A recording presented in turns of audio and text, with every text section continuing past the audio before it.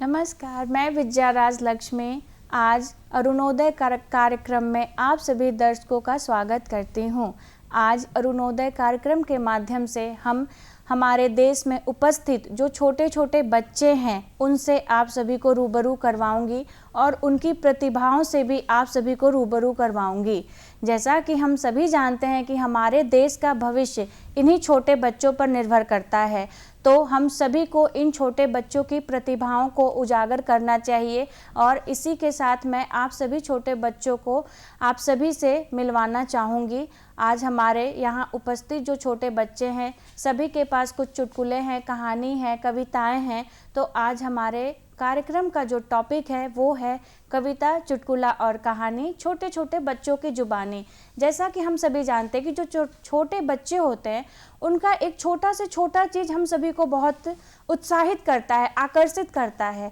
तो इसी के साथ मैं अपने कार्यक्रम की शुरुआत करना चाहूँगी और आप सभी दर्शकों को छोटे छोटे बच्चों से मिलवाना चाहूँगी और आशा करती हूँ कि आप सभी को हमारे छोटे बच्चों का कार्यक्रम, हमारे छोटे बच्चों का प्रतिभा बहुत ही पसंद आएगा। तो चलिए मैं बारी बारी से आप सभी को अपने यहाँ उपस्थित सारे छोटे बच्चों से मिलवाती हूँ। आप बताइए, आपका क्या नाम है? मेरा नाम प्रीतिका सिंह है। मैं कक्षा 7 की छात्रा हूँ। आप बताइए। मैं रियाना सिंह कक्षा 3 की छात्रा हूँ। मेरा नाम है रिद्धि सिन्हा। मैं कक्षा 6 की छात्रा हूँ। मेरा नाम तेजस्वी राज है। मैं 2B में पढ़ती हूँ। चलिए आप बताइए। सबसे छोटी बच्ची हमारे यहाँ जो है ये है। आप अपना नाम बताइए। मेरा नाम है दिविशा राज। मैं प्रेप डी में पढ़ती हूँ। मेरा नाम है ऋषभ देव। मैं वर्ग 5 से हूँ। मेरा नाम केशव कुमार। मैं कक्षा 2 से हूँ। मैं प्रतीक राज कक्षा 4 का छात्र हूँ। चलिए अब हमारे यहाँ जो छोटे बच्चे हैं, मैंने सबसे पहले आपका इंट्रोडक्शन करवा दिया। तो जैसा कि आप देख रहे हैं कि हमारे इस पंक्ति में लड़कियां हैं और इस पंक्ति में कुछ लड़के हैं और एक छोटी सी और लड़की है। यहाँ पे उपस्थित सबसे छोटी बच्ची हमारे यहाँ यही है और सभी के पास आप उम्मीद नहीं कर सकते हैं कि इन छोटे बच्चों में कितना प्रतिभा है। तो आप हमारे यहाँ जो बड़े बड़े बच्चे होते हैं उन सभी को भी शायद आज के टाइम में भजन कीर्तन शायद वो भूल चुके हैं, लेकिन हमारे यहाँ जो छोटे बच्चे उपस्थित हैं मैं उन सभी से आग्रह करूँगी और मैं चाहती हूँ कि ये सभी भजन से अपनी इस कार्यक्रम की शुरुआत करें। तो आप अपना भजन प्रस्तुत करें हम सभी के सामने। अच्युतम केशवम कृष्ण दामोदरम राम नारायणम जानकी वल्लभम। कौन कहता है भगवान आते नहीं, तुम मीरा के जैसे बुलाते नहीं। अच्युतम केशवम कृष्ण दामोदरम राम नारायणम जानकी वल्लभम। कौन कहता है भगवान खाते नहीं, वेर शबरी के जैसे खिलाते नहीं। वाह, क्या नाम था आपका? प्रतीक राज। प्रतीक राज।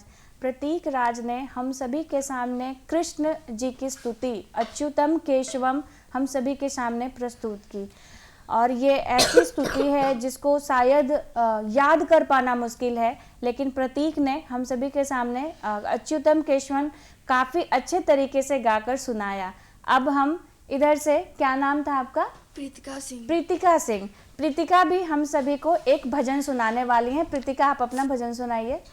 तेरी है जमी तेरा आसमां, तू बड़ा मेहरबान, तू बख्शिश कर सभी का है तू, सभी तेरे खुदा मेरे, तू बख्शिश कर। तेरी मर्जी से है मालिक हम इस दुनिया में आए हैं, तेरी रहमत से हम सब ने ये जिस्मो जान पाए हैं। तुम अपनी नज़र अब हम पे रख, किस हाल में है ये खबर रखना।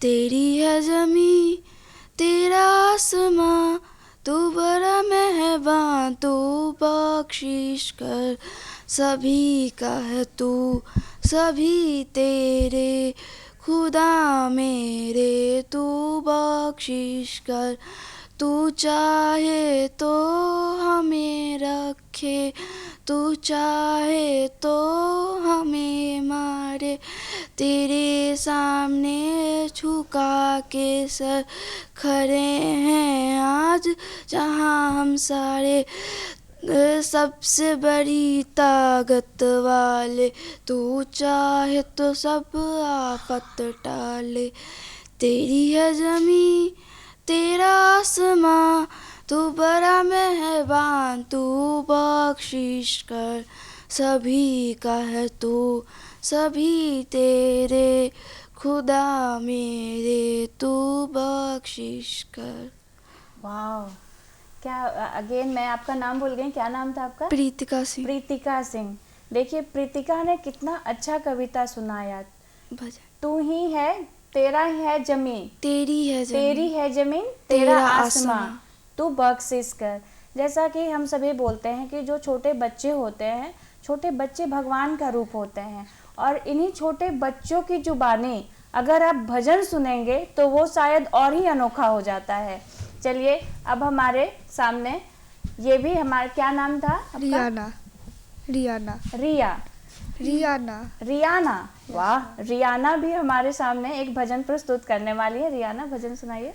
ऐगिनी नंदिनी नंदिनी विष्णु विनोदिनी नन्हे तुम्हें, गिरिवर विन्य शिरोदिनी वासनी विष्णु विनाशिनी विष्णु में, भगवती देशिति कंटे कुटुम्बिनी भूरि कुटुम्बिनी भूरि कुटे, जय जय हे महिषासुर रंगिनी रम्य कपट श्री सई रसुदेव। वाह रियाना, रियाना ने प्रस्तुत की हमारे सामने ऐगिरी नंदिनी, जिसका बोल जो है पूरा, इसको पढ़ पाना भी काफ़ी कठिन है, लेकिन उसने काफ़ी अच्छे से हमारे सामने से प्रस्तुत किया। और जैसा कि रियाना का नाम जो है, रियाना बहुत ही मतलब एक इसमें फॉरेन एक्सेंट आ रहा है रियाना, पर इसने इतने अच्छे से हमारे सामने प्रस्तुत किया ऐगिरी नंदिनी। चलिए अब आगे और कोई भजन सुनाने वाली, और कोई भजन गाएगा? नहीं, अब भजन नहीं। चलिए अब अब हम अपने कार्यक्रम को आगे बढ़ाते हुए अब हम कहानी सुनना चाहेंगे। तो कहानी कौन कौन सुनाने वाला है? अच्छा, और कौन? ओके, और 3 तुम भी। चलो उधर से हम लोग स्टार्ट करते हैं कहानी, रितिका से।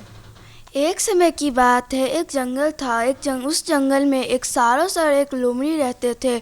दोनों में धीरे धीरे बहुत ही अच्छी मित्रता होने लगी। सारस बहुत ही सीधा था और लोमड़ी बहुत ही चालाक।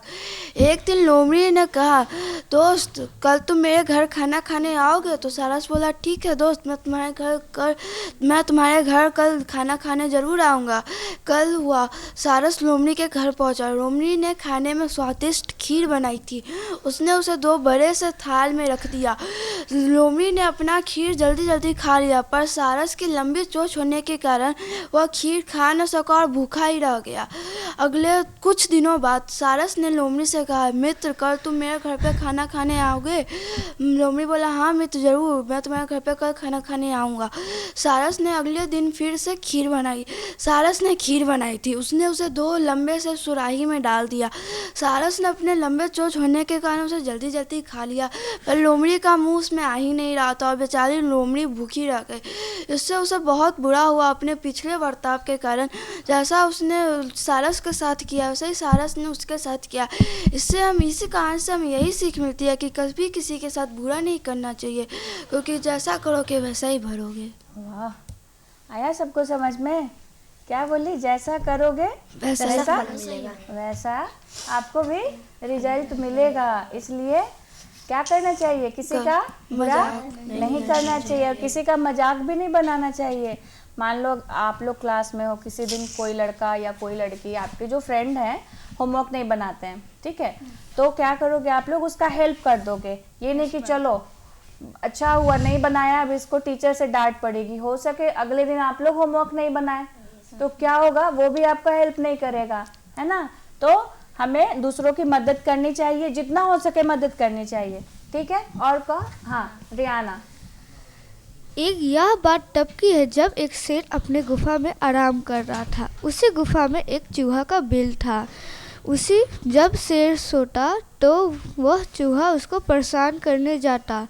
एक दिन उसकी नींद टूट गई। नींद टूटते ही शेर जगा और बोला, अब मैं तुम्हें खाऊंगा। चूहा बोला, मुझे छोड़ दो, अगर तुम आज मुझे छोड़ोगे तो मैं एक दिन तुम्हारे काम आऊँगा। शेर बोला, तुम छोटी सी जंत मेरे क्या काम आओगे, जाओ मैं तुम्हें छोड़ देता हूँ।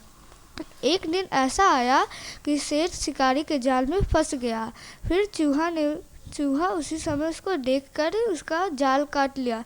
फिर वो दोनों सच्चे मित्र बन गए। इससे हमें ये सीख मिलती है कि हमें दूसरों की मदद करने पर खुद की मदद होती है। किसी को भी छोटा नहीं समझना चाहिए, छोटा भी आपके काम आ सकता है। वाह, तो अभी शायद मैंने जो होमवर्क वाला एग्जाम्पल दिया वो रियाना की कहानी पे ज़्यादा फिट बैठेगा, है ना। दूसरों की मदद करनी चाहिए, छोटा भी कभी काम आ सकता है, नहीं छोटा भाई बहन जो है वो लोग भी कभी काम आ सकता है। चलो अब तुम्हारा क्या है? मैम चुटकुले और कविता। अच्छा, तो पहले कविता सुना दो तुम। क्या मैम? इस कविता का नाम है मनुष्यता। चलिए इस कविता को हम शुरू करते हैं। विचार लो कि मृत्यु हो, ना मृत्यु से डरो कभी, मरो परंतु यूँ मरो कि याद तो करे सभी। हुई न यो सुमृत्यु, वृथा मेरे वृथा जिए, मरा नहीं वही की जो जिया ना आपके लिए। यही पशु प्रवृत्ति है कि आप ही चरे, यही मनुष्य है कि जो मनुष्य के लिए मरे। उसी उधार से कथा माँ सरस्वती बखानती, उसी उधार से धरा कृतार्थ भाव मानती। धन्यवाद। वाह, मनुष्यता। क्या इस कहानी से तुमको क्या शिक्षा मिला? मैम इस कहानी से मुझे यह सीख मिलती है कि हमें हमेशा मनुष्य की मदद करनी चाहिए। अच्छा, कभी भी हम लोग उनके काम आ सकते हैं, इसीलिए हमें हमेशा मनुष्य की मदद करनी चाहिए। अच्छा, सिर्फ मनुष्य की मदद करनी चाहिए या और किसी की भी मदद करनी चाहिए? मैम जानवरों के। हाँ, और जैसे इस पशुओं की भी। हाँ, मैं वही बोल रही थी कि मनुष्यता जो है सिर्फ एक ह्यूमन का मदद करना, that is not humanity. Okay, तो क्या होता है कि हमें सभी की मदद करनी चाहिए। अगर कोई पशु है, कोई मनुष्य है। मैंने एक पशु के वो कबूतर था, वो चोट लग गया था तो मेरे घर आया था। हाँ, तो तुमने क्या किया उसके साथ फिर? हम लोग उसको अपने घर रखे, फिर वो पूरे फ्लैट में गया। अच्छा, उसके घर गया। अच्छा, फिर ऊपर वाले घर में गया। अच्छा, उसके बाद उड़ गया। फिर उसके बाद उसका जब चोट ठीक हुआ तो वो चला गया। अच्छा, चलो, तो तुमने उसकी हेल्प की कम से कम, है ना। चलो, वो भी रखा था। वो भी रखा था। अच्छा, चलो, बहुत अच्छा। तो हमें क्या होता है कि छोटी बच्ची ने हमें सिखाया मनुष्यता, तो हम सभी को भी इसका ध्यान रखना चाहिए। चलिए अब हम आगे चलते हैं। आप क्या सुनाने वाली हैं हमें? लकड़हारे की कहानी। ओके, चलिए सुनाइए लकड़हारे की कहानी आप। एक बार एक लकड़हारा पेड़ पे चढ़ के लकड़ी काट रहा था। काटते काटते उसके हाथ से कुल्हाड़ी गिर जाती है नदी में। फिर वो पेड़ पे से उतर के ज़ोर ज़ोर से रोने लगता है। फिर नदी में से एक देवी माँ निकल के कहती है, क्या हुआ, तुम क्यों रो रहे हो? वो सारी बातें बता देता है। फिर वो देवी माँ जाती है वापस, एक सोने की कुल्हाड़ी निकालती है और कहती है, क्या ये कुल्हाड़ी तुम्हारी है? लकड़हारा कहता है, नहीं ये कुल्हाड़ी मेरी नहीं है। फिर वो डुबकी लगा के एक चांदी की कुल्हाड़ी निकालती है और कहती है, क्या ये कुल्हाड़ी तुम्हारी है? फिर से वो मना कर देता है। फिर वो दोबारा इस बार स्टील की कुल्हाड़ी निकालती है। फिर लकड़हारा खुश हो जाता है। फिर देवी माँ के हाथ से वो लेता है और चल पड़ता है। फिर देवी माँ पीछे से आवाज़ देती है और कहती है, तुम बहुत ईमानदारी से काम करते हो, इसलिए मैं तुम्हें 2 कुल्हाड़ी देता हूँ। चलिए, इसका कहानी आप लोग सब सुन लिए, तो चलिए क्या शिक्षा मिलती है इसके कहानी से? इस कहानी से हमें ये शिक्षा मिलती है कि हमें कभी भी लालच नहीं करना चाहिए। हाँ, लालच नहीं करना चाहिए, नहीं तो पता चलेगा कि हमारा कौन सा एक छोटा सा चॉकलेट गिरा, मान लो हमारा एक मंच गिर गया, तो सामने से कोई ऑफर किया कि चलो मंच के बदले हम तुमको 5 डेयरी मिल्क देते हैं, तो उसको क्या करना चाहिए? नहीं लेना चाहिए। ठीक है, चलिए, बहुत अच्छा कहानी तुमने प्रस्तुत किया हम सभी के सामने। अब तुम्हारा क्या है? लाला जी। चलो अब हम लोग लाला जी ने केला खाया सुनेंगे, सुनाओ। लाला जी ने केला खाया, केला खा के मुंह पिचकाया, मुंह पिचका के कदम बढ़ाया, कदम के नीचे छिलकाया, लाला गिरे धराम, हंसली बसली दोनों टूटी, मुंह से निकला हाय राम हाय राम हाय राम। चलो, तो केला का छिलका कहाँ गिराना चाहिए? डस्टबिन में। तो इस कहानी से हमें शिक्षा मिलती है कि अगर हम कुछ भी खाते हैं तो उसको डस्टबिन में एक किनारे, ये नहीं कि खाएं केला गिरा दिए, पता चले कि आगे चलो तुम्हें गिर जाओगे, है ना, तो वो नहीं करना चाहिए। ठीक है, चलिए अब आप क्या सुनाने वाले हैं? कविता। आप कविता सुनाइए। माँ तुम केवल नहीं हो जननी, तुम जीवन का हो आधार, तुमने ही माँ पाला पोसा, तुमसे ही चलती है सांस, मुझको खुश रखने के खातिर तुम दुनिया से लड़ जाती हो, मेरी हर कठिनाई को चुटकी में हल कर जाती हो, मेरी पहली शिक्षिका बन तुमने ही सब कुछ सिखलाया, सही गलत और सत्य झूठ का ज्ञान तुम ही से पाया। वाह, एक छोटे से बच्चे ने, आपका क्या नाम था? ऋषभ देव ने हम सभी को माँ के ऊपर कविता सुनाई। तो माँ एक ऐसा शब्द है जिसके बारे में शायद बोलना कम पड़ जाएगा, क्योंकि माँ एक ऐसी इसको हम किसी भी इसको क्या आप मूल्य से या किसी भी चीज़ से तौल नहीं सकते हैं। जैसे लोग कहते हैं, जो हमारे यहाँ के पुरुष लोग होते हैं, मैं उन पे ब्लेम नहीं कर रही हूँ, जैसे होता है क्या कि मैंने कहीं चूड़ियाँ पहन रखी हैं, तो चूड़ी को क्या होता है, एक उसको वीक पॉइंट की तरह लोग यूज़ करते हैं कि मैंने चूड़ियाँ पहन रखी हैं। पर मैं कहना चाहूँगी कि जो माँ होती हैं, माँ अपने हाथ में चूड़ी पहनती है, तो उसके लिए बस एक पंक्ति मैं कहना चाहूँगी कि माँ जो होती है, चूड़ी वाले हाथों की मजबूत कंधे की नाम होती है। हमारी जो माँ होती है, माँ क्या होती है कि हमें भूख लगती है तो हम लोग क्या करते हैं, वेट नहीं कर सकते, लेकिन हमारी जो माँ होती हैं वो क्या करती है, पहले हम लोगों को खिला देती हैं, उसके बाद वो खाना खाती हैं, है ना। नहीं तो हम लोग का क्या है, कुछ अच्छा खाना मिलेगा तो पहले हम लोग सोचेंगे कि खा ले, पता नहीं फिर मिलेगा कि नहीं मिलेगा, पर माँ क्या होती है कि पहले हम लोगों के लिए बचाती है, उसके बाद वो खाती हैं। तो माँ के लिए शायद कुछ भी बोलना उनके लिए कम है। चलिए अब हम आगे चलते हैं। आप क्या सुनाने वाले हैं? कविता सुनाइए। कविता।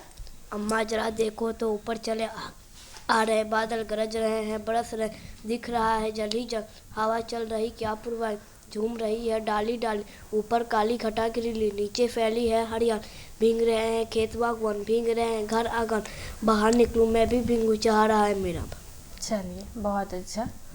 अब आप और कुछ कविता कहानी सुनाइए। कहानी। एक बार की बात है, 2 हंस और एक कछुआ घने मित्र थे। वो तीनों का तालाब एक दिन गर्मी के कारण सूख गया। कछुआ बोला, हंस जाके देखो आगे कोई तालाब है। दोनों हंस उड़ पड़े, जाके देखा तो आगे नदी थी। तो वो कछुए को आकर बोला कि हाँ भाई, आगे एक नदी है, लेकिन तुम वहाँ पे कैसे जाओगे? तो वो तीनों सोचने लगे। कछुआ को एक उपाय आया। कछुआ ने बोला, नहीं वैसे नहीं, तुम एक डंडा लेके आओ। दोनों एक डंडा लेके आए। वो दोनों बोला कि तुम दोनों इसे 2 साइड से पकड़ो, मैं इसके बीच में लटक जाऊंगा। तो ऐसे करके तीनों उड़ पड़े। फिर बीच में एक गांव आया। उसमें ना साहब देखे कि देखो हंस कछुए को लेके उड़ रहा है। तो कछुआ को लगा कि ये सारी तरकीब मेरी थी, लेकिन प्रशंसा इस दोनों की हो रही है। कछुआ जैसे ही बताने के लिए अपना मुंह खोला, वह नीचे गिर गया। इस कहानी से हमें ये सीख मिलती है कि हमें दूसरों के विचार पे ध्यान नहीं देना चाहिए, दूसरों की बात पे ध्यान नहीं देना चाहिए। और आप लोगों को कुछ समझ में आया? क्या समझ में आया, बताओ जरा। मैम कभी भी किसी के दूसरे के बहकावे में आना नहीं चाहिए। वो कुछ भी कहे अपने काम में ध्यान लगाने में। अपने काम पे ध्यान देना चाहिए, है ना। ये नहीं कि कुछ कोई बोल दिया अब हम उसका सुनने लगे और अपना जो काम है उसको छोड़ दे, वो नहीं करना चाहिए। चलिए, अब एक हमने भजन सुन लिया, हमने कहानी भी सुन लिया और कुछ बच्चों ने हमारे सामने कविता की भी प्रस्तुति की। पर अभी हमारे कुछ बच्चे और हैं जो कविता सुनाना चाहते हैं, तो अगेन हम रितिका से स्टार्ट करेंगे। कविता रितिका, आप सुनाइए। मेहनत का जादू। साहस की आंधी के आगे दुख की बदली छट जाएगी। मेहनत के जादू के बल से माटी सोना बन जाएगी। जो थक कर बैठ गया है वह राही कब मंजिल पाता। हर असफलता का होता है आलस से बस सीधा नाता। आंधी आती है आने दो, तूफान उठे उठ जाने दो। काले अंधियारे रातों को तुम न सवेरा लाने दो। दृढ़ संकल्पों के आगे पर्वत बौने हो जाते हैं। पौरुष के आगे केरी भी मृदुक मुरझाने हो जाते हैं। नन्हा दीपक भी जलता है, वह कब डरता अंधियारों से। बढ़ती सरता कब रुक पाती है फूलों और कछारों से। कल क्या होगा चिंता छोड़ो, इस पल से तुम नाता जोड़ो। हर मुश्किल हल हो जाएगी, आलस का दामन तो छोड़ो। थकने का नाम नहीं लेना, पथ में तुम विश्राम नहीं लेना। मंजिल को तुम पा जाओगे, रुकने का नाम नहीं लेना। इसके कवि है श्री राजेंद्र कुमार शास्त्री। चलिए रितिका, क्या सीख मिली आपको इस कविता हमें से? हमेशा मेहनत करना चाहिए। मेहनत से माटी भी सोना बन सकती है और हमारे मेहनत करने से एक हम पहाड़ को भी तोड़ के रास्ता बना सकते हैं। आप लोगों को समझ आया? मेहनत से हम क्या क्या कर सकते हैं ऋषभ? मेहनत से हम कोई भी काम कठिन हो उसे हम कर सकते हैं। अच्छा, जैसे पढ़ाई कठिन है कि नहीं? नहीं। पढ़ाई कठिन नहीं है? पढ़ाई कठिन है? No ma'am. किसी को पढ़ाई कठिन नहीं लगता? स्नेहा, नहीं? आपको? हमारे यहाँ जितने बच्चे हैं सब पढ़ने वाले हैं, इनको पढ़ाई कठिन नहीं लगता है, सोचिए। और हम जब बड़े हो जाते हैं तो पढ़ाई में आलस करने लगते हैं। तो जैसा कि रितिका ने सुनाया कि मेहनत से कभी पीछे नहीं हटना चाहिए, उसने बहुत ही सही बात और बहुत ही सही कविता हम सभी के सामने प्रस्तुत की। और हमारे देश के जो बहुत ही फेमस कवि हैं हरिवंश राय बच्चन, उनकी भी एक कविता है कि कोशिश करने वालों की कभी हार नहीं होती। तो हमें क्या है, कोशिश करते रहना चाहिए, हमें रिजल्ट का वेट नहीं करना चाहिए, है ना। क्योंकि हम अगर मेहनत करेंगे, हम अगर कोशिश करेंगे तो रिजल्ट हमारे पास खुद चल कर आएगा। जैसा कि उसने बताया कि क्या होता है कि मिट्टी क्या बन सकता है? सोना बन सकता है। और पहाड़ को काट के भी हम रास्ता बना सकते हैं, है ना। चलिए अब आगे, आप कौन सा कविता सुनाने वाले हैं? राष्ट्रभक्ति। चलिए सुनाइए रियाना। सारे जग को बद दिखलाने वाला जो डूब तारा है, भारत भूमि ने जन्म दिया है, यह सौभाग्य हमारा है। धूप खुली है, खुली हवा है, 100 रोगों की एक दवा है। चंडित की खुशबू से भीगा भीगा आंचल सारा है। जन्मभूमि से बढ़कर सुंदर कौन देश है इन धरती पर। इसमें जीना भी प्यारा है, इसमें मरना भी प्यारा है। चाहे आंधी शोर मचाए, चाहे बिजली आंख दिखाए, हम न रुकेंगे, हम न झुकेंगे, यही हमारा नारा है। पर्वत पर्वत पाँव भराता, सागर की लहरों पर गाता, आसमान की राह बनाता, चंचल मन बंजारा है। चांद और मंगल का सपना सच होने जाता है अपना। अमर तिरंगा ध्वज उछाल कर नभीक ने ललकारा है। भारत भूमि ने जन्म दिया है, यह सौभाग्य हमारा है। वाह, कितना अच्छा कविता रियाना ने सुनाया। रियाना का कविता किस पे था? मैं जिससे पूछूंगी वो बताएंगे। ऋषभ, रियाना का कविता किस चीज़ पे था, किस पे था? सुने आप? क्या था? भारत। हम लोग किस देश में रहते हैं? भारत। तो रियाना, आपको इस कविता से क्या शिक्षा मिली? कि हमें भारत को बचाना चाहिए, भारत को बचाना चाहिए। भारत को बचाना चाहिए। और हमारा देश भारत बहुत ही महान देश है ना। जहाँ हमारे देश को पहले क्या बोला जाता था पता है आप लोग को? आर्यभट्ट। हाँ, आर्यभट्ट। अच्छा, आर्यभट्ट। और कुछ? हिंदुस्तान तो नाम ही है। हमारे देश को बोला जाता था कि हमारा देश जो है वो सोने की चिड़िया है ना। सोचो, सोने की चिड़िया बोला जाता था, तो कितनी विभिन्नताएं हैं हमारे देश में, है ना। हमारा देश अब कहाँ तक पहुँच रहा है? मंगल तक पहुँच रहा है। तो हमारे देश में जो होते हैं कि छोटा से छोटा जो होता है, हमारे देश में बहुत सारे धर्म हैं जो एक साथ रहते हैं, एकता के साथ रहते हैं ना।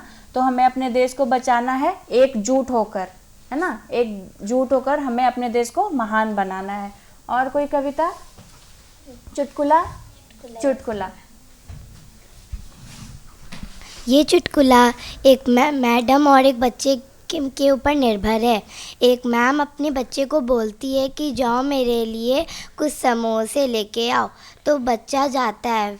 उसके बाद बच्चा आता है तो मैम पूछती हैं कि मैं समोसा कहाँ है। तो वो बच्चा बोलता है, दमादर मस्त कलंदर, समोसा पेट के अंदर, केला खा गया बंदर, पैसा जेबी के अंदर। वाह, कुछ समझ में आया? हंसी नहीं आया आप लोग को? किसी को नहीं हंसी आया? ऋषभ, कुछ समझ में नहीं आया? तो समझ में नहीं आया उसको। समोसा पे था इनका चुटकुला। चलिए, बहुत अच्छा। चलिए, आशा करती हूँ कि आप सभी दर्शकों को हमारे छोटे छोटे बच्चों की कविताएं, कहानी और यहाँ तक कि चुटकुले काफ़ी पसंद आए होंगे। और यह भी उम्मीद करती हूँ कि आप भी अपने बच्चों को तथा आस पड़ोस के बच्चों को भी उनकी प्रतिभाओं को उजागर करने का अवसर दें तथा हमारे इस कार्यक्रम से जुड़ने का भी मौका दें। चलिए, अब हम मिलते हैं अपने अगले कार्यक्रम में। तब तक के लिए नमस्कार।